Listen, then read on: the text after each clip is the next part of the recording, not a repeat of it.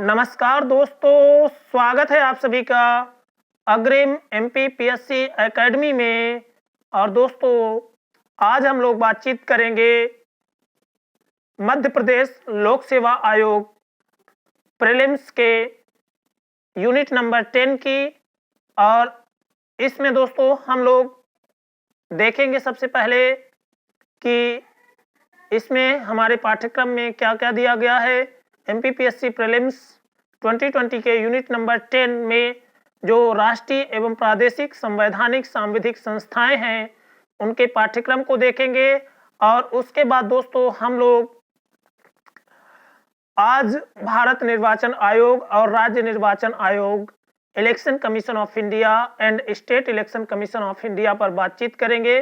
और कंप्लीट जो है तो सेशन होगा दोस्तों। थोड़ा सा सेशन यदि बड़ा हो तो कृपया धैर्य बनाए रखें और सेशन को एंड तक जरूर देखें। और दोस्तों, यदि आप लोगों को ये वीडियो अच्छा लगे तो वीडियो को लाइक, शेयर और चैनल को सब्सक्राइब करना ना भूलें। तो चलिए दोस्तों, प्रारंभ करते हैं, स्टार्ट करते हैं आज की क्लास को। तो सबसे पहले दोस्तों एमपीपीएससी प्रीलिम्स 2020 यूनिट नंबर 10, इसमें दोस्तों दिया गया है राष्ट्रीय एवं प्रादेशिक संवैधानिक सांविधिक संस्थाओं के बारे में। और दोस्तों national and regional constitutional statutory bodies के बारे में इसमें हमको अध्ययन करना है। और इसमें दोस्तों इसके पाठ्यक्रम को डिकोड करते हुए लोक सेवा आयोग ने, एमपीपीएससी ने बता दिया है कि आपको क्या-क्या पढ़ना है। तो सबसे पहले दोस्तों इसमें हमको बताया गया है कि भारत निर्वाचन आयोग के बारे में आपसे पूछा जाएगा, इलेक्शन कमीशन ऑफ इंडिया के बारे में पूछा जाएगा। फिर दोस्तों राज्य निर्वाचन आयोग, स्टेट इलेक्शन कमीशन के बारे में आपसे क्वेश्चन बन सकते हैं। फिर दोस्तों संघ लोक सेवा आयोग के बारे में तीसरा टॉपिक है, संघ लोक सेवा आयोग UPSC, union public service commission के बारे में है। और चौथा टॉपिक दोस्तों संघ लोक सेवा आयोग, मध्य प्रदेश लोक सेवा आयोग। दोस्तों चौथा टॉपिक है मध्य प्रदेश लोक सेवा आयोग एमपीपीएससी का। और उसके बाद दोस्तों नियंत्रण एवं महालेखा परीक्षक कैग के बारे में है। उसके बाद दोस्तों नीति आयोग है। और उसके बाद महिला आयोग है दोस्तों। और उसके बाद दोस्तों राष्ट्रीय मानव अधिकार आयोग। फिर दोस्तों 9वें टॉपिक में बाल संरक्षण आयोग, चाइल्ड प्रोटेक्शन कमीशन के बारे में पढ़ेंगे हम लोग। और दोस्तों 10वें टॉपिक में हम लोग देखेंगे अनुसूचित जाति आयोग। और फिर उसके बाद दोस्तों अनुसूचित जनजाति आयोग 11वें टॉपिक में। 12वें टॉपिक में दोस्तों हम लोग देखेंगे 12वें टॉपिक में दोस्तों हम लोग देखेंगे पिछड़ा वर्ग आयोग, ब्लैक बर्ड क्लास कमीशन। उसके बाद दोस्तों सूचना आयोग, इंफॉर्मेशन कमीशन। फिर दोस्तों नेक्स्ट आयोग में हम लोग देख लेंगे दोस्तों सतर्कता आयोग को, विजिलेंस कमीशन को। फिर दोस्तों राष्ट्रीय हरित प्राधिकरण, नेशनल ग्रीन ट्रिब्यूनल को। उसके बाद दोस्तों खाद्य संरक्षण आयोग। और उसके बाद जो बचे खुचे आयोग होंगे दोस्तों उनको एक वीडियो में कवर करने की पूरी कोशिश करेंगे। तो चलिए दोस्तों, आज हम लोग बातचीत करेंगे भारत निर्वाचन आयोग और राज्य निर्वाचन आयोग पर। और दोस्तों जल्दी ही चाहेंगे कि जल्दी ही ये टॉपिक यूनिट नंबर 10 आप लोगों की अच्छे से कंप्लीट हो जाए। तो चलिए दोस्तों आरंभ करते हैं आज की क्लास को। तो सबसे पहले दोस्तों हम लोग आज देखेंगे भारत निर्वाचन आयोग को। और इसमें दोस्तों हम लोग देखेंगे सबसे पहले तो आयोग का नाम देखेंगे। आयोग की शक्ति के स्रोत को देखेंगे। सोर्स ऑफ पावर क्या है आयोग की, इसके बारे में जानेंगे। और आयोग की प्रकृति कैसी है, आयोग का नेचर कैसा है, इसके बारे में जानेंगे। फिर दोस्तों एस्टेब्लिशमेंट इसकी कैसे हुई, कब हुई, इसके बारे में जानेंगे। उसके बाद दोस्तों मुख्यालय, क्षेत्रीय कार्यालय इसका कहाँ है, इसको भी देख लेंगे। उसके बाद दोस्तों प्रमुख धाराएं, मेजर सेक्शंस या आर्टिकल कौन कौन से हैं प्रमुख, उनके बारे में हम लोग डिस्कस कर लेंगे। उसके बाद दोस्तों आयोग की संरचना के बारे में देखेंगे कि भारत निर्वाचन आयोग में कितने सदस्य होते हैं, कैसा इसका स्ट्रक्चर है, कैसी इसकी संरचना है, इसके बारे में। फिर दोस्तों इसके सदस्यों की योग्यता, क्वालिफिकेशन क्या है और नियुक्ति इनकी कौन करते हैं। फिर उसके बाद दोस्तों हम लोग देख लेंगे कि रिजाइन ये कैसे करते हैं, त्यागपत्र इनका कैसे होता है, हटाने की इनकी प्रोसेस क्या है, प्रोसेस ऑफ रिमूवल क्या है, हटाने की प्रक्रिया क्या है, इसके बारे में देखेंगे। उसके बाद दोस्तों हम लोग देख लेंगे कार्य अवधि इनकी कितनी है, कितने टाइम पीरियड तक यदि कोई क्या हो जाता है निर्वाचन आयोग में अध्यक्ष या सदस्य बन जाता है तो कितने टाइम पीरियड के लिए उसका टेन्योर होता है। फिर दोस्तों उसके बाद हम लोग देख लेंगे शक्तियाँ, कौन कौन सी शक्तियाँ हैं, कौन कौन से कार्य करता है ये।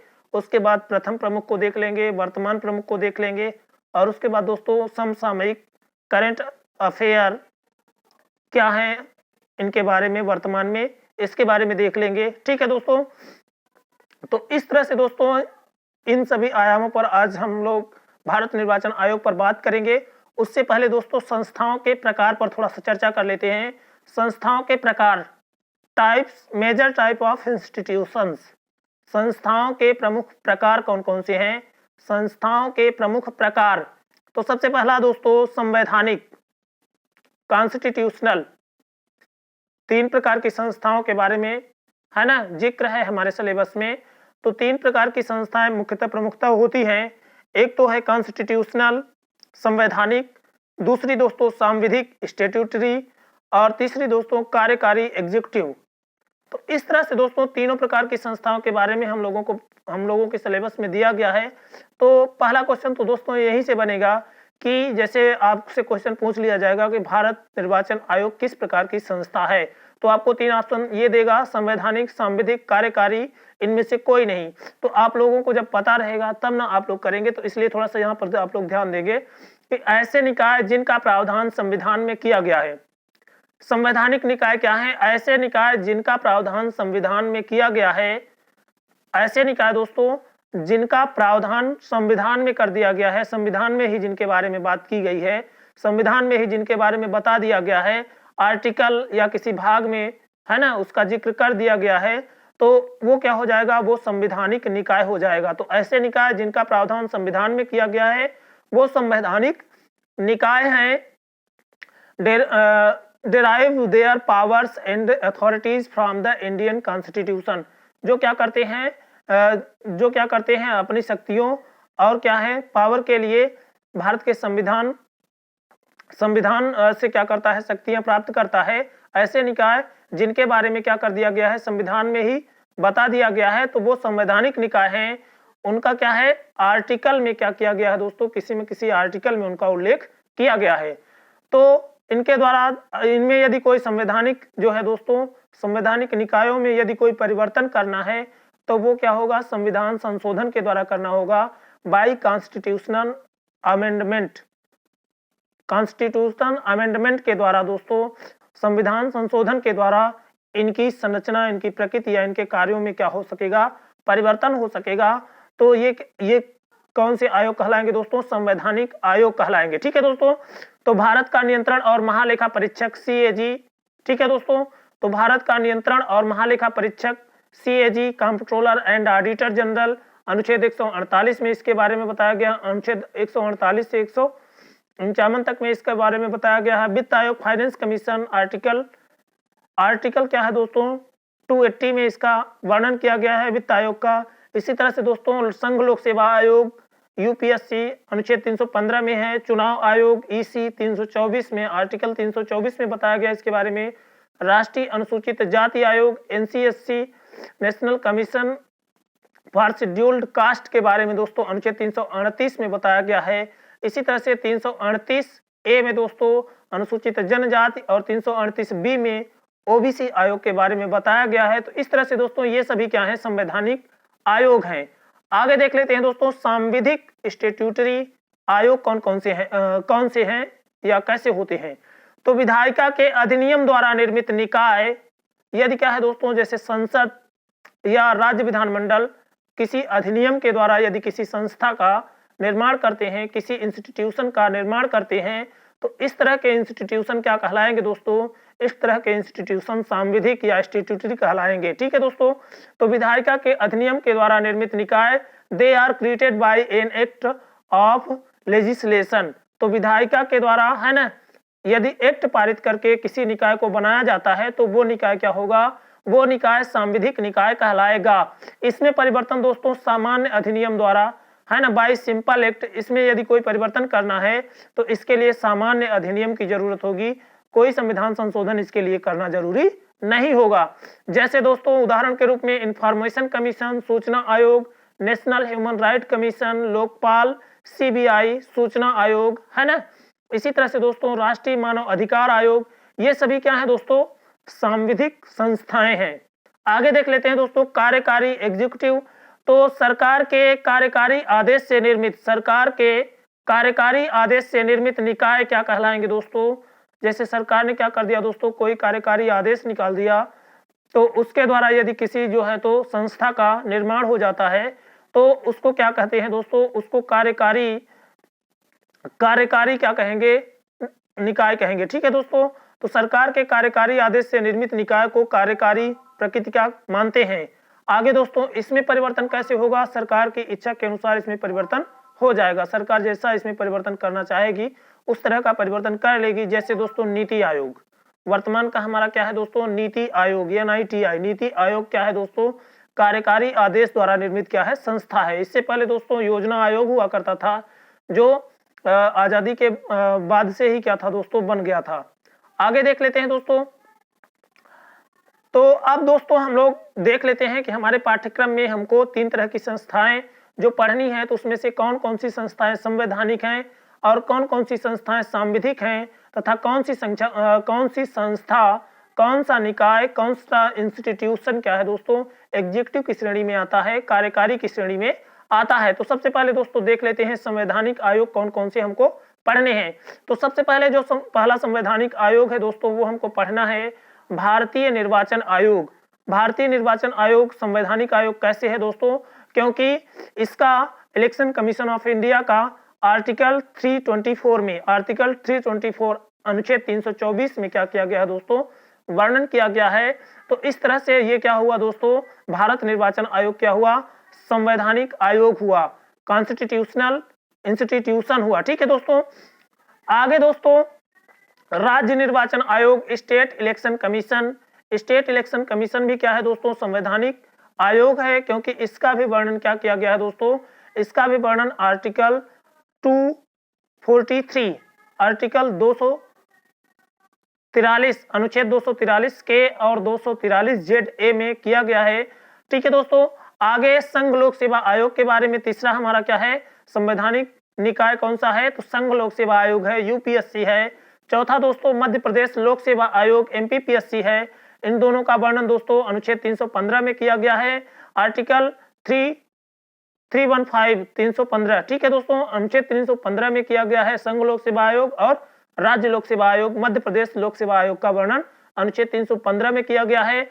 नियंत्रक एवं महालेखा परीक्षक, ये दोस्तों CAG अनुच्छेद क्या है दोस्तों? 148 में इसका वर्णन है, आर्टिकल 148 में इसका वर्णन है। आगे दोस्तों अगला संवैधानिक निकाय अनुसूचित जाति आयोग दोस्तों, national commission for schedule caste, NCSC दोस्तों, इसका आर्टिकल 338 है। अनुसूचित जनजाति आयोग NCST दोस्तों, ये क्या है? आर्टिकल 338A में इसका क्या किया गया है दोस्तों? उल्लेख किया गया है, वर्णन किया गया है, इसके बारे में बताया गया है।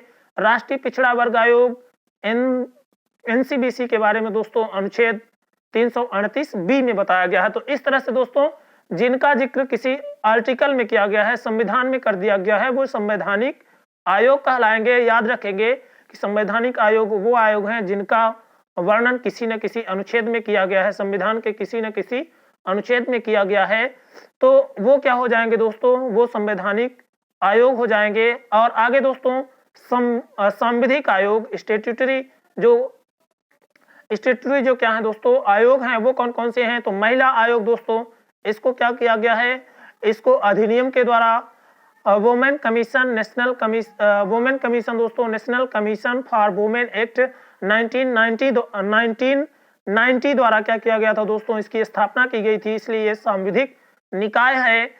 यदि दोस्तों आपसे पूछा जाए कि महिला आयोग सांविधिक निकाय क्यों है, तो आप लोग बताएंगे कि national commission for women act 1990 के द्वारा क्या किया गया है? इसकी स्थापना की गई है, इसलिए महिला आयोग, वुमेन कमीशन एक सांविधिक निकाय है। राष्ट्रीय मानव अधिकार आयोग, इसके लिए जो एक्ट आया था दोस्तों, तो human right commission protection of human rights act 1993 में आया था। ठीक है दोस्तों। बाल संरक्षण आयोग, इसके लिए भी commission for protection of child rights, ठीक है दोस्तों, 2005 में अधिनियम आया था। सूचना आयोग, इसके लिए भी राइट टू इंफॉर्मेशन एक्ट 2005 आया था। इसी तरह से दोस्तों सतर्कता आयोग, CVC central vigilance commission act 2003 में आया था। और राष्ट्रीय हरित प्राधिकरण दोस्तों ये भी क्या है, सांविधिक निकाय है। इसके लिए जो एक्ट आया था वो 2010 में आया था, नेशनल ग्रीन ट्रिब्यूनल एक्ट 2010। ठीक है दोस्तों। फिर खाद्य संरक्षण आयोग है दोस्तों, खाद्य संरक्षण आयोग, food preservation commission, national food security act दोस्तों NFSA ये 2013 का है दोस्तों। तो इस तरह से ये सभी क्या है, सांविधिक निकाय हैं। और हमारे सिलेबस में दोस्तों केवल एक निकाय कार्यकारी निकाय के रूप में है जो कि नीति आयोग है दोस्तों। और इसकी स्थापना 1 जनवरी 2015 को गवर्नमेंट के आर्डर से हुई थी। ठीक है दोस्तों, सरकारी आदेश के द्वारा हुई थी। इसलिए ये क्या है दोस्तों, इसलिए ये क्या है, एक प्रकार की कार्यकारी निकाय है। आगे देख लेते हैं दोस्तों। आप देख लेते हैं, सबसे पहले हम लोगों को आज क्या पढ़ना है दोस्तों, तो आज हम लोगों को पढ़ना है election commission of India ECI। ठीक है दोस्तों, इलेक्शन कमीशन ऑफ इंडिया को आज हम लोगों को पढ़ना है। साथ साथ दोस्तों हम लोग state election commission of India को भी पढ़ लेंगे, स्टेट इलेक्शन कमीशन को भी पढ़ लेंगे। ठीक है दोस्तों, तो इस तरह से दोनों को हम लोग आज देखेंगे। तो सबसे पहले दोस्तों पृष्ठभूमि को देखेंगे, अपने डायमेंशंस के आधार पर ही चलेंगे। तो भारत विश्व का सबसे बड़ा लोकतांत्रिक देश है। भारत क्या है दोस्तों, विश्व का सबसे बड़ा लोकतंत्र है। भारत देश क्या है दोस्तों, विश्व का सबसे बड़ा लोकतंत्र है। लोकतंत्र की सबसे बड़ी विशेषता क्या होती है दोस्तों, लोकतंत्र की जो सबसे बड़ी विशेषता है वो क्या है, स्वतंत्र व निष्पक्ष निर्वाचन है। Free and fair election are the biggest feature of democracy. Free and fair election are the biggest feature of democracy, मतलब दोस्तों स्वतंत्र व निष्पक्ष जो निर्वाचन है वो लोकतंत्र की सबसे बड़ी विशेषता होती है। India is the largest democratic country in the world. और क्या है, संसार में है ना, विश्व में सबसे बड़ा लोकतंत्र भारत का लोकतंत्र माना जाता है।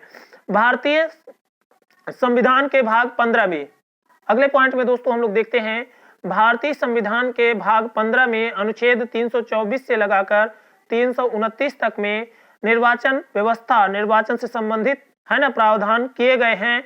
निर्वाचन व्यवस्था का वर्णन किया गया है। तो भारतीय संविधान के भाग 15 में याद रखेंगे, पार्ट 15 भाग 15 में अनुच्छेद 324 से 329 तक निर्वाचन से संबंधित प्रावधानों का वर्णन किया गया है। निर्वाचन से संबंधित व्यवस्था दी गई है। Description of electoral system from article 325 to 329 in part 15 of Indian constitution. वही है दोस्तों, इंग्लिश में लिखा है डिस्क्रिप्शन ऑफ, मतलब वर्णन किया गया है किसका दोस्तों, आर्टिकल 324 से 329 तक में है ना इलेक्टोरल सिस्टम, निर्वाचन व्यवस्था का क्या किया गया है दोस्तों, वर्णन किया गया है। आगे देख लेते हैं किस लिए निर्वाचन व्यवस्था का वर्णन किया गया है। निर्वाचन आयोग के बारे में बताया गया है। तो स्वतंत्र व निष्पक्ष निर्वाचन हेतु क्या किया गया है दोस्तों, निर्वाचन से संबंधित प्रावधानों को संविधान निर्माताओं ने क्या कर दिया था दोस्तों, उस टाइम पर संविधान के भाग 15 में है ना निर्वाचन से संबंधित व्यवस्था करने के लिए एक निर्वाचन आयोग के बारे में बात उसी समय संविधान में ही क्या कर दिया था दोस्तों, लिखवा दिया गया था। तो स्वतंत्र व निष्पक्ष निर्वाचन हेतु फ्री एंड फेयर इलेक्शन के लिए दोस्तों अनुच्छेद 324 में भारत निर्वाचन आयोग के बारे में बात की गई है। तो अनुच्छेद 324 में भारत निर्वाचन आयोग के बारे में बातचीत की गई है। इलेक्शन कमीशन ऑफ इंडिया के बारे में बताया गया है। आगे देख लेते हैं दोस्तों, अब ये कार्य क्या करेगा, तो संवैधानिक निकाय है दोस्तों। तो इलेक्शन कमीशन ऑफ इंडिया क्या है, इसका वर्णन अनुच्छेद में है। ठीक है दोस्तों, इसका वर्णन कहाँ है, अनुच्छेद में है, संविधान के अनुच्छेद 324 में है। इस कारण से ये क्या हो गया दोस्तों, ये एक संवैधानिक निकाय हो गया। और ये काम क्या करेगा दोस्तों, तो ये स्वतंत्र और स्वायत्त है। संवैधानिक निकाय है और ये क्या है दोस्तों, इंडिपेंडेंट है और ऑटोनॉमस है। ये क्या है, स्वतंत्र और स्वायत्त निकाय है। तो याद रखेंगे, संवैधानिक निकाय है, स्वतंत्र है और स्वायत्त निकाय है। ठीक है दोस्तों, आगे देख लेते हैं सामान्य जानकारी इसके बारे में। तो प्रकृति इसकी कैसी है, तो संवैधानिक है। प्रकृति कैसी है, election commission of India, Bharat निर्वाचन आयोग क्या है दोस्तों, इसकी जो प्रकृति है, नेचर है, वो कैसा है, संवैधानिक है, स्वायत्त है, वह स्वतंत्र आयोग है। तो संवैधानिक, स्वायत्त व स्वतंत्र आयोग के रूप में इसकी प्रकृति है। तो constitutional autonomous and independent commission क्या है दोस्तों, ECI है। आगे दोस्तों इसके बारे में वर्णन कहाँ किया गया है, डिस्क्रिप्शन क्या है दोस्तों इसका, तो इसका वर्णन दोस्तों भाग 15 में निर्वाचन शीर्षक से अनुच्छेद 324 से 329 तक में किया गया है। तो संविधान के भाग 15 में निर्वाचन शीर्षक से अनुच्छेद 324 से 329 में क्या किया गया है दोस्तों, वर्णन किया गया है। 324 में दोस्तों, अनुच्छेद 324 में निर्वाचन आयोग के बारे में बातचीत की गई है और इसकी स्थापना दोस्तों कब से की गई है, तो हमारे संविधान के लागू होने की तिथि के एक दिन पहले 26 जनवरी 1950 से एक दिन पहले दोस्तों 25 जनवरी 1950 को इसकी स्थापना की गई थी। तो जो भारत निर्वाचन आयोग है इसकी स्थापना कब की गई, तो 25 जनवरी 1950, याद रखेंगे दोस्तों, 25 जनवरी 1950 को ECI election commission of India की स्थापना हुई, एस्टेब्लिशमेंट हुआ इसका। कब हुआ दोस्तों, 25 जनवरी 1950 को। मुख्यालय इसका दोस्तों नई दिल्ली में है। तो ईसीआई का जो मुख्यालय है ये कहाँ है, नई दिल्ली में है। प्रथम मुख्य निर्वाचन आयुक्त कौन थे, तो फर्स्ट चीफ इलेक्शन कमिश्नर कौन थे, तो याद रखेंगे सुकुमार सेन प्रथम मुख्य निर्वाचन आयुक्त थे। वर्तमान में कौन है निर्वाचन आयुक्त, तो सुनील अरोड़ा जी हैं, याद रखेंगे सुनील अरोड़ा। ठीक है दोस्तों, सुनील अरोड़ा जी क्या हैं, वर्तमान में मुख्य निर्वाचन आयुक्त हैं। आगे दोस्तों अगला पॉइंट है प्रथम महिला मुख्य निर्वाचन आयुक्त। पहली महिला मुख्य निर्वाचन आयुक्त कौन थी, तो याद रखेंगे दोस्तों first women chief election commissioner VS Rama Devi थी। 1990 में इन्होंने क्या किया था, कार्यकारी मुख्य निर्वाचन आयुक्त की भूमिका इनको मिली थी। आगे दोस्तों प्रथम चुनाव कब हुआ था दोस्तों, तो फर्स्ट इलेक्शन इन्होंने इसने कराया था 1951-52 में। तो प्रथम चुनाव निर्वाचन आयोग के द्वारा है ना कराया गया प्रथम चुनाव 1951-52 का आम चुनाव था। आगे दोस्तों प्रमुख कार्य ये कौन कौन से करता है, तो प्रमुख कार्यों में दोस्तों मेन वर्क संसद मतलब दोस्तों राज्यसभा लोकसभा दोनों के चुनाव है ना, राज्यसभा लोकसभा के चुनाव, साथ ही साथ राज्य विधानमंडल में भी दोस्तों दो होते हैं, एक क्या होता है स्टेट लेजिस्लेचर असेंबली और एक क्या होता है दोस्तों स्टेट लेजिस्लेटिव काउंसिल। तो इस तरह से दोस्तों विधानसभा और विधान परिषद के चुनाव, साथ ही साथ दोस्तों राष्ट्रपति तथा उपराष्ट्रपति का चुनाव कराना। तो जो प्रमुख कार्य है भारत निर्वाचन आयोग का प्रमुख कार्य है वो क्या है दोस्तों, तो प्रमुख कार्य में चुनाव कराना इसका क्या है, प्रमुख कार्य है, मेन वर्क है। अब ये किसके किसके चुनाव कराता है, तो संसद के चुनाव में दोस्तों राज्यसभा लोकसभा, याद रखेंगे राज्यसभा लोकसभा, और क्या है दोस्तों विधानमंडल के चुनाव के अंतर्गत विधानसभा। ठीक है दोस्तों, विधानसभा विधान परिषद, साथ ही साथ दोस्तों ये राष्ट्रपति प्रेसिडेंट और वाइस प्रेसिडेंट का चुनाव कराने का जो उत्तरदायित्व है ये किसके पास है, भारत निर्वाचन आयोग के पास है। तो याद रखेंगे भारत निर्वाचन आयोग क्या करता है, प्रेसिडेंट राष्ट्रपति, वाइस प्रेसिडेंट उपराष्ट्रपति, साथ ही साथ संसद के दोनों सदनों के जो सदस्य हैं उनकी, और दोस्तों साथ ही साथ विधानसभा और विधान परिषद के सदस्यों की क्या करता है दोस्तों, नियुक्ति हेतु चुनाव कराता है। आगे देख लेते हैं दोस्तों। तो इस तरह से दोस्तों आप देख लेते हैं महत्वपूर्ण अनुच्छेद इंपोर्टेंट आर्टिकल कौन कौन से हैं। तो निर्वाचन से संबंधित जो महत्वपूर्ण अनुच्छेद हैं, इंपोर्टेंट आर्टिकल हैं, उनके बारे में डिस्कस कर लेते हैं। तो भाग 15 याद रखेंगे दोस्तों, भाग 15 अनुच्छेद 324 से 329 तक में क्या किया गया है दोस्तों, निर्वाचन से संबंधित प्रावधानों को बताया गया है। तो पार्ट 15 आर्टिकल 324 से लगाकर 329 तक में क्या किया गया है दोस्तों, निर्वाचन से संबंधित प्रावधान किए गए हैं। तो अनुच्छेद 324 में दोस्तों निर्वाचन आयोग की स्थापना, संरचना और हटाने की प्रक्रिया आदि के बारे में बताया गया है। Establishment, structure, removal process each of election commission. ठीक है दोस्तों, तो इलेक्शन कमीशन के स्थापना, संरचना और उनको हटाने की प्रोसेस क्या होगी उसके बारे में अनुच्छेद 324 में बताया गया है। 325 में दोस्तों क्या बताया गया है, निर्वाचक नामावली तैयार करने में धर्म, मूल वंश, जाति या लिंग के आधार पर भेदभाव नहीं करना। क्या बताया गया दोस्तों, 325 में बताया गया है कि जब निर्वाचक नामावली तैयार कराई जाएगी उस टाइम पर धर्म, मूल वंश, जाति या लिंग के आधार पर किसी प्रकार का भेदभाव नहीं किया जाएगा। Do not discriminate on the basis of religion, descent, caste और sex in preparing electoral rolls. तो निर्वाचक नामावली तैयार करते समय है ना, धर्म, मूल वंश, जाति या लिंग के आधार पर किसी प्रकार का डिस्क्रिमिनेशन नहीं किया जाएगा, ऐसा अनुच्छेद 325 में बता दिया गया है। 326 में दोस्तों वयस्क मताधिकार के बारे में बताया गया है, और वयस्क मताधिकार दोस्तों पहले 21 वर्ष था, लेकिन 61वें संविधान संशोधन अधिनियम 1988 में इसको बनाया गया था दोस्तों। इम्प्लीमेंट ये 1989 में हुआ था। तो 61वां संविधान संशोधन 1989 द्वारा 18 वर्ष इसकी आयु कर दी गई है। तो याद रखेंगे 326 में क्या है, वयस्क मताधिकार के बारे में है। साथ ही साथ वयस्क मताधिकार में आयु कितनी है दोस्तों, तो आयु याद रखेंगे 18 वर्ष की गई है। संविधान जब बना था दोस्तों उस टाइम पर उस समय पर क्या थी दोस्तों, मतदान की जो आयु थी, वयस्क मताधिकार की जो आयु थी दोस्तों वो 21 वर्ष थी, लेकिन बाद में 61वें संविधान संशोधन 1989 के द्वारा इसको क्या कर दिया गया, घटा करके 18 वर्ष किया गया है। तो इस तरह से दोस्तों याद रखेंगे। आगे दोस्तों अनुच्छेद 327 संसद की निर्वाचन के संबंध में कानून बनाने की शक्ति के बारे में है। तो यदि निर्वाचन से संबंधित है ना कोई कानून बनाना है, निर्वाचन के संबंध में यदि कोई कानून बनाना है तो वो कानून कौन बनाएगा, संसद बनाएगी। इस तरह का क्या है दोस्तों वर्णन आर्टिकल 327 में किया गया है। तो अनुच्छेद 327 क्या बताता है कि संसद क्या करेगी, निर्वाचन के संबंध में कानून बना सकेगी। संसद को निर्वाचन के संबंध में कानून बनाने की शक्ति अनुच्छेद 327 प्रदान करता है। ठीक है दोस्तों, संसद को निर्वाचन के संबंध में किसी प्रकार के नियम कानून को बनाने की शक्ति किसके पास है, संसद के पास है, ऐसा आर्टिकल 327 कहता है। ठीक है दोस्तों, अगला हमारा आर्टिकल है power of parliament to make law in relation to election.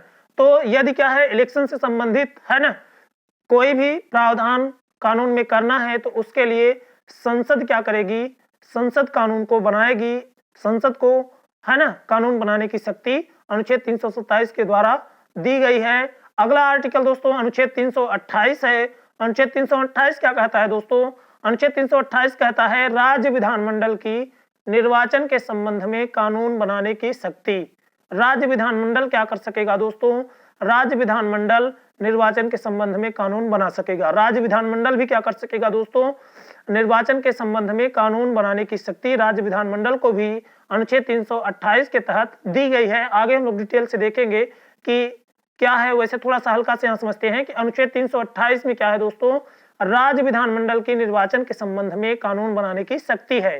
तो राज्य विधानमंडल को भी निर्वाचन से संबंधित अपने राज्य में उसके राज्य क्षेत्र के अंतर्गत यदि निर्वाचन से के संबंध में कोई कानून बनाना है तो वो क्या कर सकेगा, राज्य विधानमंडल बना सकेगा। ऐसी शक्ति है ना संविधान का आर्टिकल 328 क्या करता है, राज्य विधानमंडल को प्रदान करता है। तो power of state legislation to make law in relation to election.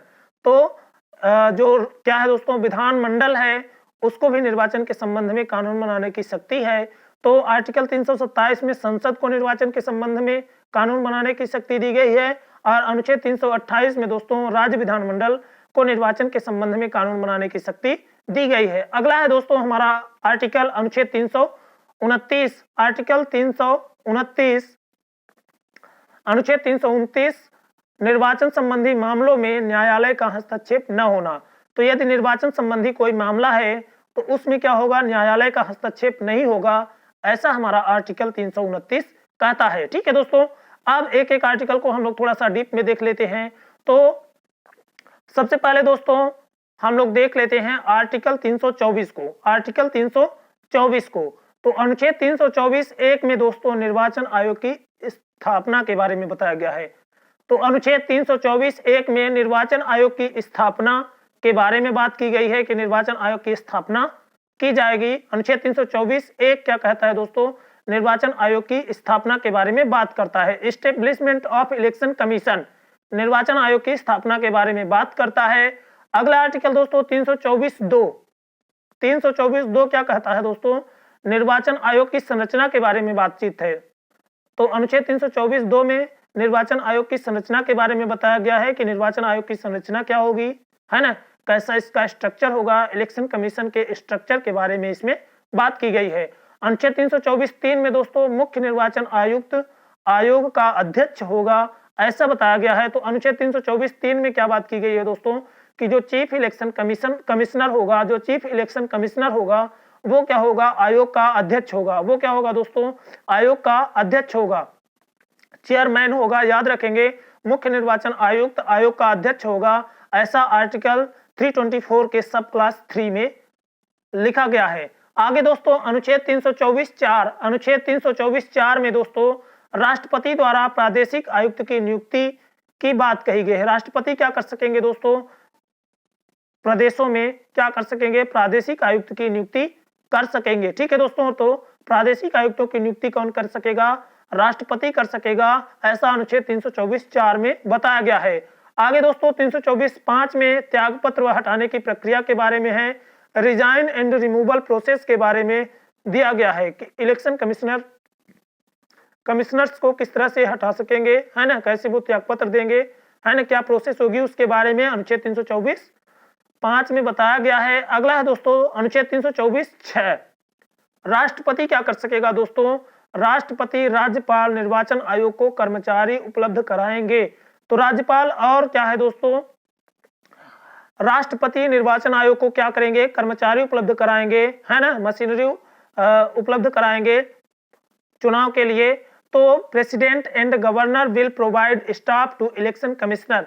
तो इलेक्शन कमीशन को क्या करेगा दोस्तों, राष्ट्रपति और राज्यपाल के द्वारा स्टाफ को, कर्मचारियों को उपलब्ध कराया जाएगा। तो कर्मचारियों को उपलब्ध कराने का कार्य किसको दिया गया है, तो वो राष्ट्रपति और राज्यपाल को दिया गया है कि निर्वाचन आयोग को वो कर्मचारी, जितनी संख्या में निर्वाचन आयोग को कर्मचारी की जरूरत है उतने कर्मचारियों को प्रोवाइड करें। ठीक है दोस्तों, कौन, राष्ट्रपति और राज्यपाल। अनुच्छेद 324(6) में ऐसी बात कही लिखी गई है। तो देख लेते हैं दोस्तों क्या है अनुच्छेद 324, निर्वाचन से संबंधित बहुत महत्वपूर्ण अनुच्छेद है। तो अनुच्छेद 324 के सब क्लॉज 1 में निर्वाचन आयोग की स्थापना, 2 में निर्वाचन आयोग की संरचना, अनुच्छेद 324(3) में दोस्तों मुख्य निर्वाचन आयुक्त आयोग का अध्यक्ष होगा, ऐसा बताया गया है। और अनुच्छेद 324(4) में दोस्तों राष्ट्रपति द्वारा प्रादेशिक आयुक्तों की नियुक्ति की जा सकेगी, ऐसा बताया गया है। 5 में हटाने व त्यागपत्र के बारे में बताया गया है। साथ ही साथ दोस्तों राष्ट्रपति राज्यपाल क्या करेंगे, निर्वाचन आयोग को कर्मचारी उपलब्ध कराएंगे, ये अनुच्छेद 324(6) में बात की गई है। ठीक है दोस्तों, आगे देख लेते हैं अनुच्छेद 324(1). अनुच्छेद 324(1) क्या करता है दोस्तों, दो बातें कहता है। अनुच्छेद 324(1) क्या करता है दोस्तों, दो बात करता है। पहला तो निर्वाचन आयोग की स्थापना की बात करता है, दूसरा दोस्तों निर्वाचन आयोग क्या करेगा, संसद के, राज्य विधानमंडल के, विधानसभा व विधान परिषद के, साथ ही साथ दोस्तों राष्ट्रपति व उपराष्ट्रपति के निर्वाचन हेतु क्या होगा, निर्वाचन आयोग हो गया। तो निर्वाचन आयोग की स्थापना के बारे में बात करता है और यह निर्वाचन आयोग क्या करेगा दोस्तों, संसद, राज्य विधानमंडल, राष्ट्रपति और उपराष्ट्रपति के निर्वाचन हेतु बनाया जाएगा। इसलिए दोस्तों अनुच्छेद 324(1) में निर्वाचन की स्थापना के साथ साथ, है ना, वो क्या करेगा, है ना, किस कार्य के लिए उसका क्या किया जा रहा है, स्थापना की जा रही है, ये भी बता दिया गया है। आगे देख लेते हैं दोस्तों, आगे देख लेते हैं। तो अनुच्छेद 324(2) में दोस्तों, अनुच्छेद 324(2) में क्या बताया गया है, निर्वाचन आयोग की संरचना क्या होगी, इलेक्शन कमीशन का स्ट्रक्चर कैसा होगा, इसके बारे में बात करी गई है। क्या कहा गया है दोस्तों, अनुच्छेद 324(2) में निर्वाचन आयोग की संरचना के बारे में बताया गया है, इलेक्शन कमीशन के स्ट्रक्चर के बारे में बात की गई है कि इसकी संरचना कैसी होगी। तो संरचना में क्या होगा दोस्तों, मुख्य निर्वाचन आयुक्त को, मुख्य निर्वाचन आयुक्त तथा उतने अन्य आयुक्त मिलकर, उतने अन्य आयुक्तों से मिलकर के जो राष्ट्रपति निर्धारित करे। तो संरचना में क्या लिखा है दोस्तों, संरचना में लिखा है कि मुख्य निर्वाचन आयुक्त तथा उतने अन्य आयुक्तों से मिलकर बनेगा निर्वाचन आयोग। क्या होगा दोस्तों, मुख्य निर्वाचन आयुक्त तथा उतने अन्य निर्वाचन आयुक्तों से मिलकर बनेगा जो राष्ट्रपति निर्धारित करे। जैसा राष्ट्रपति निर्धारित करेंगे उसके आधार पर क्या होगा, मुख्य निर्वाचन आयुक्त तथा अन्य निर्वाचन आयुक्त से मिलकर के निर्वाचन आयोग की संरचना बनेगी। तो the chief election commissioner and as many other commissioners as the president may determine. तो जितना क्या हो, प्रेसिडेंट निर्धारित करेंगे, डिटरमाइन करेंगे, है ना, मुख्य निर्वाचन आयुक्त के साथ उतने जो है तो आयुक्तों से मिलकर के चुनाव आयोग, निर्वाचन आयोग बनेगा। आगे दोस्तों देख लेते हैं, मूलतः एक सदस्य, ओरिजिनली अ मेंबर। मूलतः क्या था दोस्तों, जब संविधान बना था दोस्तों उस टाइम पर निर्वाचन आयुक्त में क्या था, सिंगल मेंबर हुआ करते थे। बाद में दोस्तों 16 अक्टूबर 1989 को इसको 3 मेंबर्ड बॉडी बनाया गया, 3 सदस्यीय संस्था बनाया गया। उसके बाद दोस्तों अगले ही साल 1990 में फिर से इसको क्या कर दिया गया, 1 सदस्यीय बना दिया गया। फिर उसके बाद दोस्तों 1 अक्टूबर 1993 से अब वर्तमान तक क्या है दोस्तों, जो चुनाव आयुक्त है, जो निर्वाचन आयोग है दोस्तों, जो चुनाव आयोग है, इलेक्शन कमीशन ऑफ इंडिया है, ये क्या है दोस्तों 3 सदस्यीय निकाय है। तो याद रखेंगे कि 1950 से लगा करके 1989 तक क्या था दोस्तों, 1989 तक निर्वाचन आयोग एक एकल सदस्यीय संस्था था। और उसके बाद दोस्तों 1989 में इसको पहली बार 3 सदस्यीय बनाया गया और अगले ही साल क्या कर दिया गया, फिर से इसको 1 सदस्यीय बना दिया गया।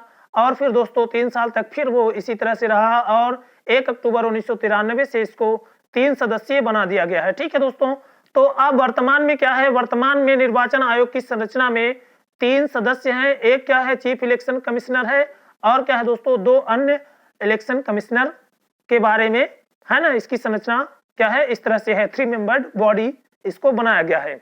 वर्तमान में इसकी संरचना 3 सदस्यीय है। निर्वाचन आयुक्तों की योग्यता का वर्णन ना तो संविधान में है और ना ही अधिनियम में है। तो निर्वाचन से संबंधित जो अधिनियम है उसमें भी निर्वाचन आयुक्तों की योग्यता के बारे में नहीं बताया गया है और न ही संविधान में किसी प्रकार का कोई वर्णन है। अब दोस्तों आयुक्तों की नियुक्ति कैसे होगी, इसके बारे में भी क्या करता है, अनुच्छेद 324(2) बताता है। तो 324(2) क्या करता है दोस्तों, निर्वाचन आयोग की संरचना की बात करता है। और संरचना में दोस्तों क्या होगा, मुख्य निर्वाचन आयुक्त तथा राष्ट्रपति जितनी संख्या निर्धारित करे उतने आयुक्तों से मिल करके बनेगा। साथ ही साथ दोस्तों निर्वाचन आयुक्तों की नियुक्ति क्या होगी, राष्ट्रपति के द्वारा की जाएगी, प्रेसिडेंट के द्वारा की जाएगी। ठीक है दोस्तों, ऐसा इसमें अनुच्छेद 324(2) में बताया गया है। आगे दोस्तों अनुच्छेद 324(3) में क्या कहा गया है, तो अनुच्छेद 324(3) में उल्लेख किया गया है दोस्तों कि मुख्य निर्वाचन आयुक्त आयोग का अध्यक्ष होगा। मुख्य निर्वाचन आयुक्त जो होगा दोस्तों, चीफ इलेक्शन कमिश्नर जो होगा दोस्तों, वो क्या होगा, आयोग का अध्यक्ष होगा। ठीक है दोस्तों, तो जो मुख्य निर्वाचन आयुक्त आयोग का अध्यक्ष होगा, ऐसा अनुच्छेद 324(3) में बताया गया है। राष्ट्रपति द्वारा निर्वाचन आयुक्तों की सहायता हेतु प्रादेशिक आयुक्त की नियुक्ति की जाएगी, ऐसा अनुच्छेद 324(4) कहता है। तो 324(4) क्या बताता है दोस्तों कि राष्ट्रपति क्या करेगा, निर्वाचन आयुक्त की सहायता हेतु प्रादेशिक आयुक्त की नियुक्ति करेगा। आगे दोस्तों अनुच्छेद 324(5) क्या कहता है, तो अनुच्छेद 324(5) कहता है कि मुख्य निर्वाचन आयुक्त व अन्य आयुक्तों की सेवा शर्तें व पदावधि राष्ट्रपति के द्वारा निर्धारित की जाएंगी। तो जो क्या है दोस्तों, मुख्य निर्वाचन आयुक्त और अन्य आयुक्तों की जो सेवा शर्तें व पदावधि हैं वो राष्ट्रपति के द्वारा क्या होंगी, निर्धारित की जाएंगी, ऐसी बात करता है। और साथ ही साथ दोस्तों इसके बारे में निर्वाचन आयुक्त अधिनियम 1991 में बनाया गया था। तो तीनों के वेतन भत्ते और अन्य लाभ सर्वोच्च न्यायालय के न्यायाधीशों के समान होंगे। जो निर्वाचन आयुक्त अधिनियम 1991 है, इसकी धारा 3 में दोस्तों ये बताया गया है कि जो निर्वाचन आयुक्त होंगे, मुख्य निर्वाचन आयुक्त और जो 2 अन्य निर्वाचन आयुक्त होंगे, उनके जो वेतन भत्ते और अन्य लाभ हैं वो समान होंगे। किसके दोस्तों, सर्वोच्च न्यायालय के न्यायाधीश के समान होंगे। तो जो सुप्रीम कोर्ट का न्यायाधीश होगा, सुप्रीम कोर्ट का जो जज होगा, उसके समान इनको वेतन भत्ते और अन्य लाभ प्राप्त होंगे। साथ ही साथ दोस्तों इनका वेतन वर्तमान में कितना है, तो इनका वेतन वर्तमान में 2.5 लाख प्रति माह है, 2.5 लाख रुपए प्रति माह है। साथ ही साथ 2.5 लाख दोस्तों प्रति माह है। अलाभकारी परिवर्तन नहीं किया जा सकता है, इनकी सेवा शर्तों में दोस्तों अलाभकारी परिवर्तन नहीं किया जा सकता है। और दोस्तों 6 वर्ष या 65 वर्ष की आयु तक ये क्या कर सकेंगे, सेवा दे सकेंगे। ऐसा भी क्या है दोस्तों अनुच्छेद 324(5) बताता है। 324(5) में दोस्तों मुख्य निर्वाचन आयुक्त व अन्य आयुक्तों की जो सेवा शर्तें और पदावधि हैं उसका निर्धारण राष्ट्रपति के द्वारा किया जाएगा। साथ ही साथ दोस्तों निर्वाचन आयुक्त अधिनियम 1991 के तहत तीनों के जो वेतन भत्ते हैं, याद रखेंगे वेतन भत्ते व अन्य लाभ क्या हैं, सर्वोच्च न्यायालय के न्यायाधीश के समान हैं। वेतन इनको 2.5 लाख 2.5 लाख प्रति माह मिलता है। अलाभकारी परिवर्तन नहीं किया जा सकेगा, मतलब वेतन को कम नहीं किए, वेतन और सेवा शर्तों के हिसाब से, है ना, कोई हानिकारक परिवर्तन नहीं किया जाएगा, कम नहीं किया जाएगा, है ना। साथ ही साथ दोस्तों 6 वर्ष और 65 वर्ष इनकी जो पदावधि होगी दोस्तों वो क्या होगी, 6 वर्ष और 65 वर्ष जो भी पहले हो वो होगी। साथ ही साथ ये राष्ट्रपति को कभी भी त्याग पत्र दे सकेंगे, त्याग पत्र देने के लिए राष्ट्रपति को त्याग पत्र दे सकेंगे किसी भी समय, है ना, राष्ट्रपति को त्याग पत्र दे सककर अपना पद रिक्त कर सकते हैं, छोड़ सकते हैं।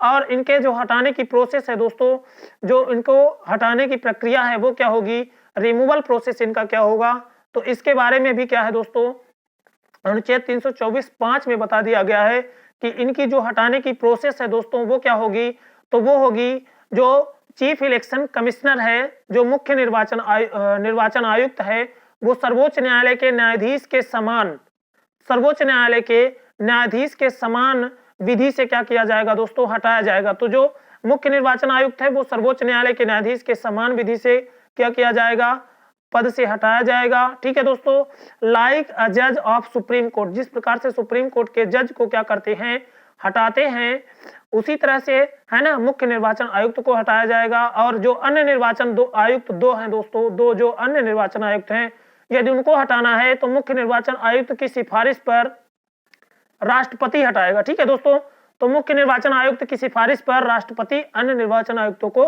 हटा सकता है। ठीक है दोस्तों, तो मुख्य निर्वाचन आयोग की सलाह पर, है ना, अन्य निर्वाचन आयुक्तों को राष्ट्रपति क्या कर सकते हैं, हटा सकते हैं।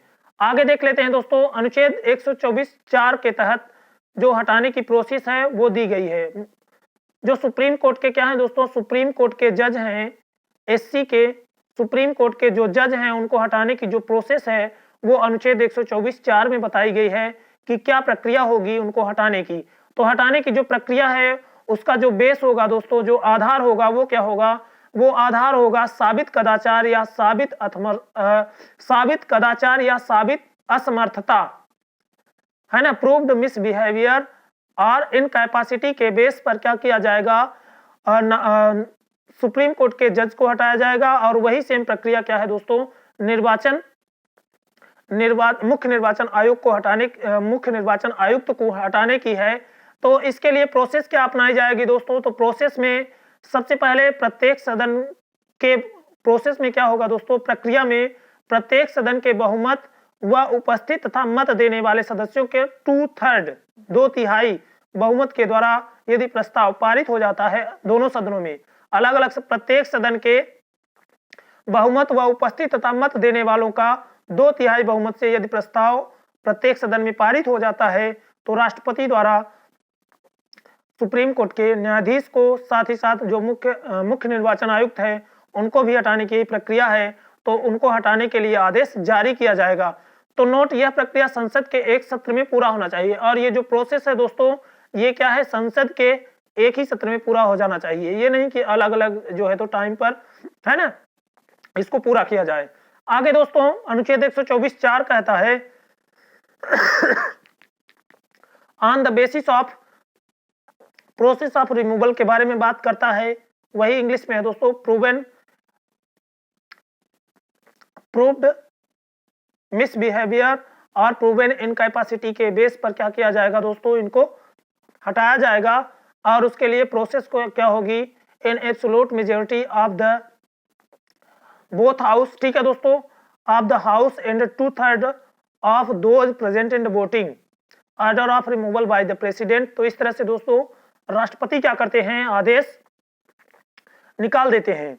आगे दोस्तों अनुच्छेद 124(5) में हटाने की प्रक्रिया व जांच हेतु संसद कानून बना सकती है, इसके बारे में बताया गया है। तो अनुच्छेद 124(5) क्या किया गया दोस्तों, जो सुप्रीम कोर्ट है, सुप्रीम कोर्ट के जो जज हैं, है ना, उनको हटाने की जो प्रक्रिया है वह प्रक्रिया है, उसके लिए जांच हेतु क्या है, संसद कानून बना सकेगी, ऐसा जो है तो उसमें बताया गया है। संसद क्या कर सकेगी दोस्तों, कानून बना सकेगी, ऐसा बताया गया है। और इस जो है तो अनुच्छेद 124(5) की पावर का इस्तेमाल करते हुए संसद ने, हमारी संसद ने क्या किया है, न्यायाधीश जांच अधिनियम 1968 को बनाया भी है। और न्यायाधीश जांच अधिनियम के तहत ही क्या करते हैं दोस्तों, हटाने की प्रक्रिया अनुच्छेद 324(4) प्लस न्यायाधीश जांच अधिनियम 1968 दोनों को आधार बना करके बनाई गई है। तो इसमें दोनों सदनों में से किसी भी सदन में क्या कर सकते हैं, प्रस्ताव लाया जा सकता है। यदि प्रस्ताव लोकसभा में लाया जाएगा तो 100 सदस्य तथा राज्यसभा में लाया जाएगा तो 50 सदस्यों का प्रस्ताव।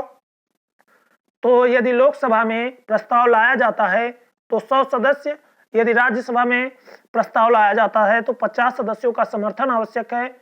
और इस प्रस्ताव को दोस्तों, इस प्रस्ताव को स्पीकर या सभापति क्या कर सकते हैं, स्वीकार या अस्वीकार कर सकते हैं।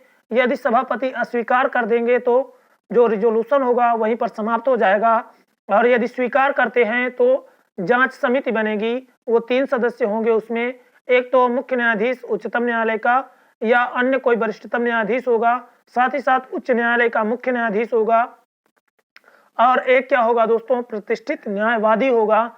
तो इस तरह से 3 सदस्यीय समिति बनेगी।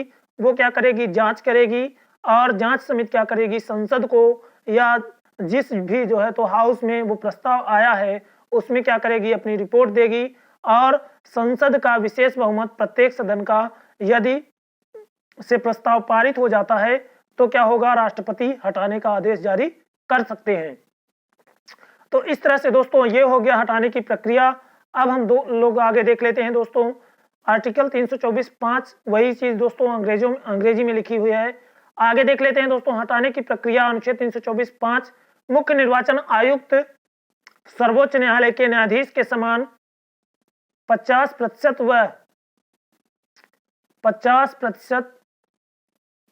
व 2/3 बहुमत सिमिलर ऑफ सुप्रीम कोर्ट जज 50% एंड 2/3 मेजोरिटी से हटाया जाएगा। आधार क्या होगा दोस्तों, अक्षमता या साबित कदाचार होगा। साथ ही साथ दोस्तों अन्य जो निर्वाचन आयुक्त हैं वो मुख्य निर्वाचन आयुक्त की सिफारिश के आधार पर हटाए जाएंगे, और उनको हटाने का कार्य कौन करेगा, राष्ट्रपति के द्वारा किया जाएगा। महाभियोग शब्द का इस्तेमाल यहाँ पर नहीं किया गया है, याद रखेंगे। महाभियोग शब्द का इस्तेमाल केवल और केवल राष्ट्रपति को हटाने के लिए किया जाता है। सभी आयुक्तों के वेतन भत्ते क्या होंगे, समान होंगे, है ना। और नियुक्ति के बाद अलाभकारी परिवर्तन उनमें नहीं किया जाएगा। साथ ही साथ एक बात और ध्यान रखेंगे दोस्तों, जो तीनों मुख्य निर्वाचन आयुक्त हैं, जो एक मुख्य निर्वाचन आयुक्त और 2 अन्य न्यायाधीश हैं, उनकी क्या है दोस्तों, उनकी पावर बराबर है। और मतभेद की स्थिति में क्या है दोस्तों, मतभेद की स्थिति में केवल क्या कर सकेगा, बहुमत के आधार पर आयोग क्या करेगा, निर्णय करेगा। ऐसा भी आप लोग याद भी रखेंगे। आगे दोस्तों विधानमंडल के सदस्यों की निरर्हता से संबंधित मामलों पर राज्यपाल को परामर्श देने का काम करेगा। साथ ही साथ रैंकिंग, मतदान केंद्र लूटना, हिंसा व अन्य अनियमितताओं के आधार पर निर्वाचन को रद्द कर सकेगा। साथ ही साथ राष्ट्रपति को सलाह देने कि राष्ट्रपति शासन वाले राज्य में 1 वर्ष समाप्त होने के पश्चात निर्वाचन कराए जाएं या नहीं, ये कार्य भी दोस्तों निर्वाचन आयोग करता है।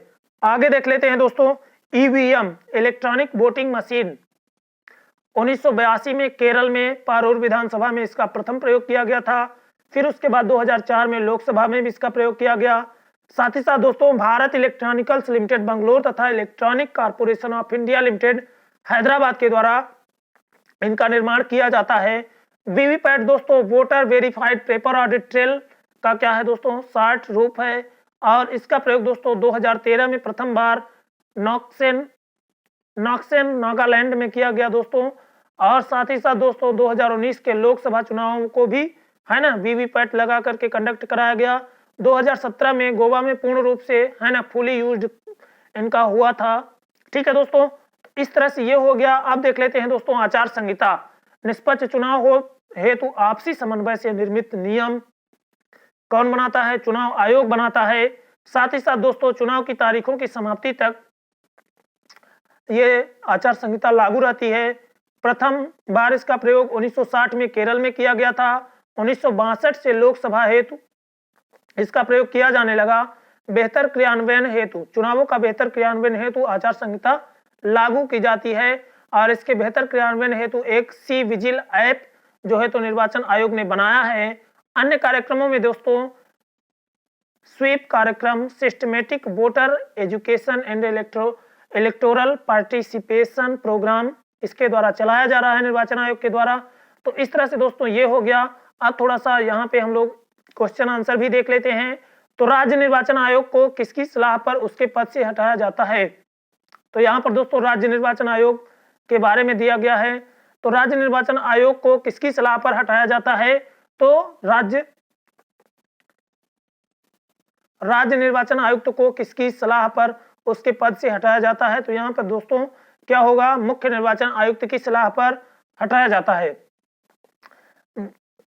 मुख्य निर्वाचन आयुक्त की नियुक्ति किसके द्वारा की जाती है? तो ये किसके द्वारा की जाती है? संसद के द्वारा, प्रधानमंत्री के द्वारा, या फिर केंद्रीय विधि मंत्री के द्वारा, या फिर दोस्तों भारत के राष्ट्रपति के द्वारा। तो भारत के राष्ट्रपति के द्वारा दोस्तों क्या कराया जाता है? मुख्य निर्वाचन आयुक्त की नियुक्ति की जाती है।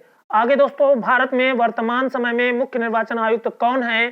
तो ओम प्रकाश रावत जी हैं, कि SY कुरैशी जी हैं, कि सुकुमार सेन जी हैं, कि सुनील अरोड़ा जी हैं।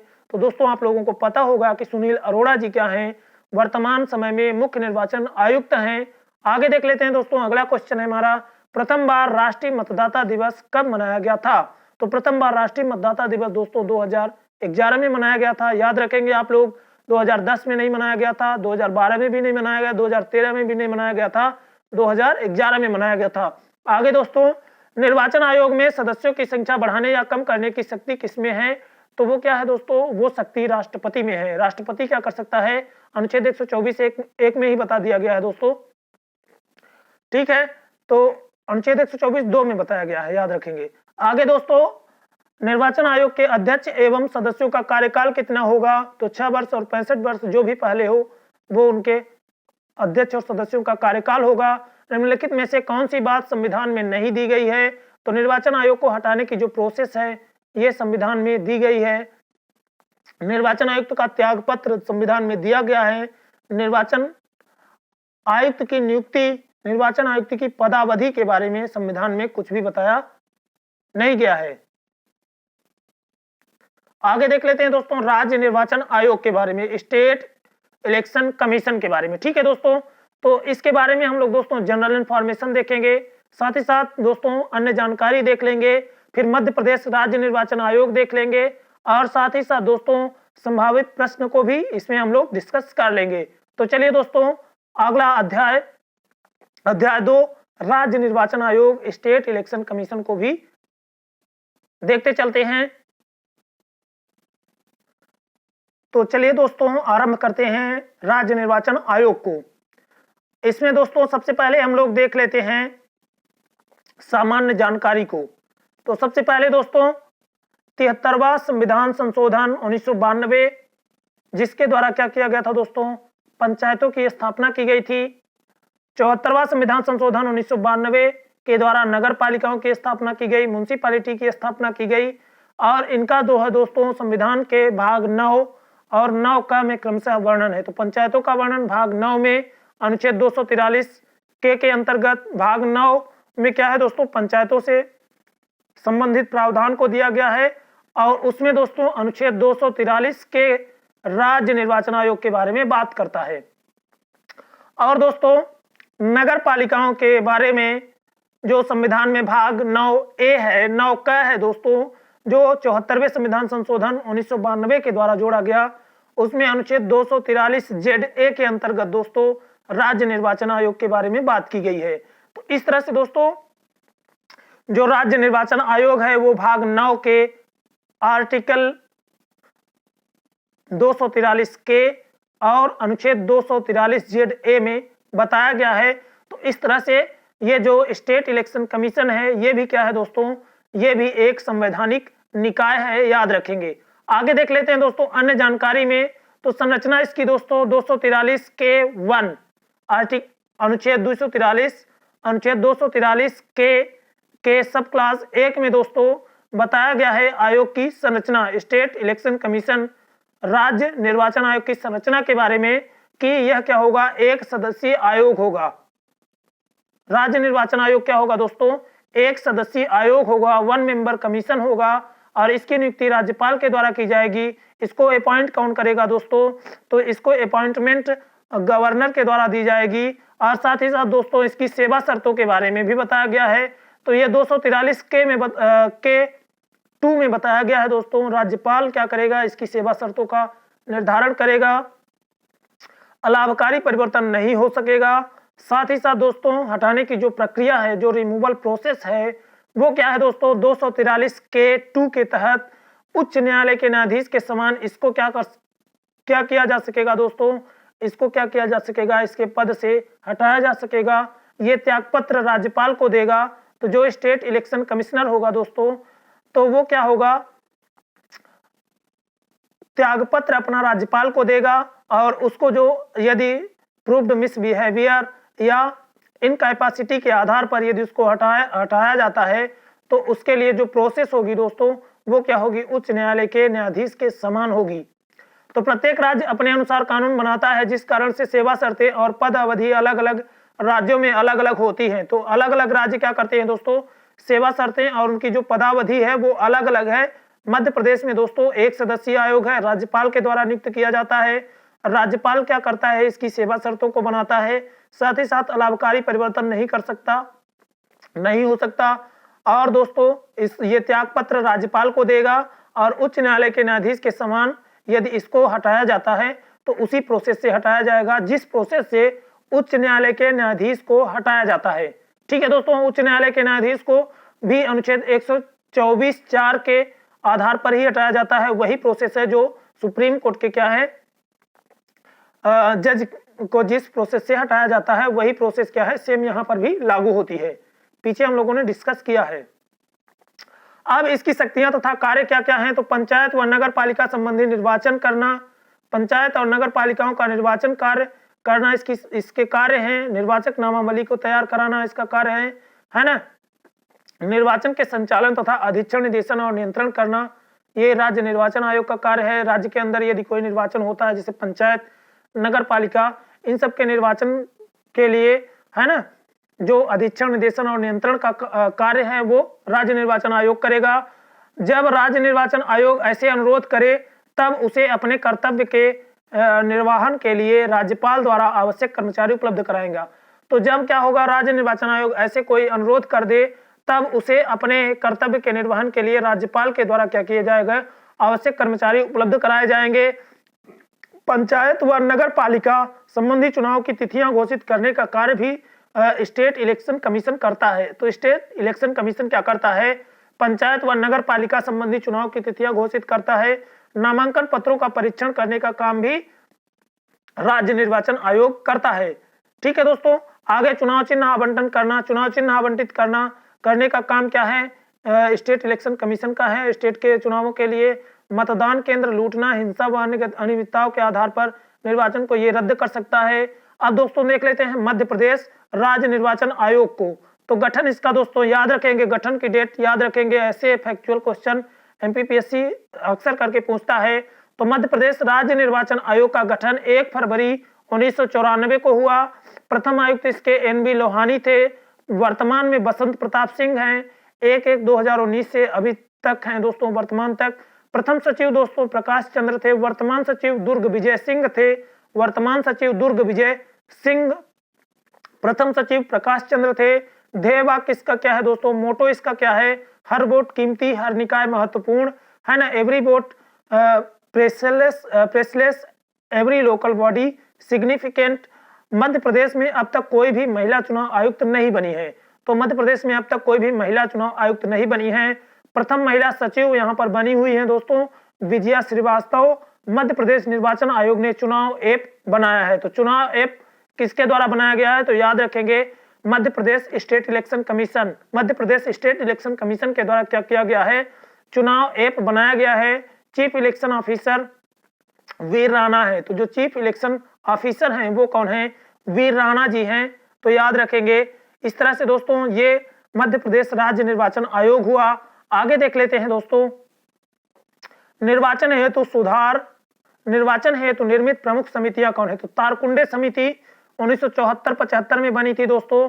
और वयस्क मताधिकार की आयु 25 वर्ष से घटाकर 18 वर्ष करने हेतु इसने सुझाव दिया था।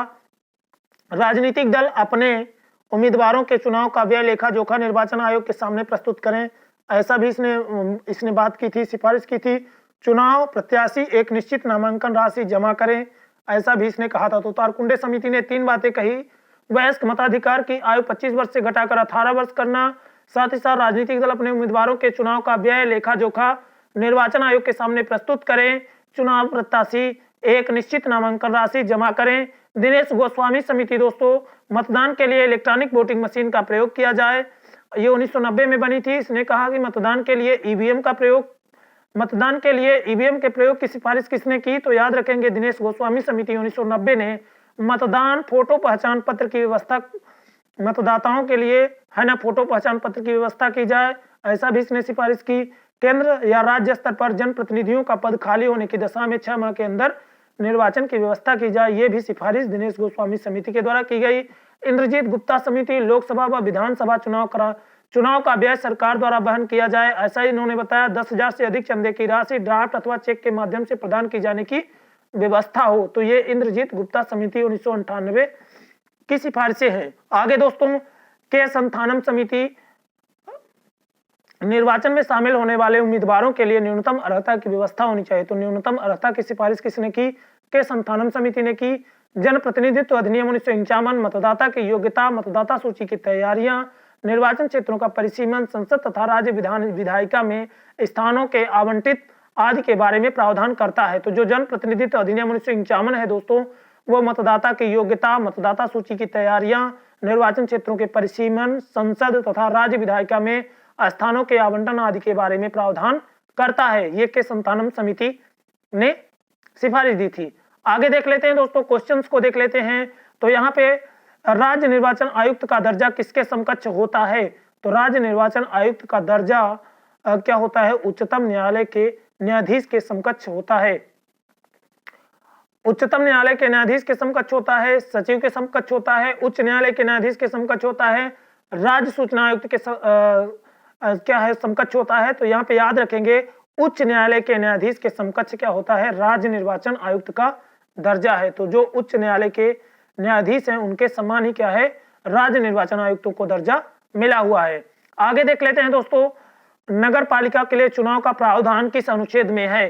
तो नगर पालिका के लिए चुनाव का प्रावधान अनुच्छेद 343 अनुच्छेद 243 च में है, 243 क य में है, 243 य क में है और 243 य में है। तो यहाँ पे दोस्तों याद रखेंगे 243 ZA, तो यहाँ पे 243 य का हो जाएगा दोस्तों क्या? नगर पालिका के लिए चुनावी प्रावधान 243 य का में किया गया है, याद रखेंगे।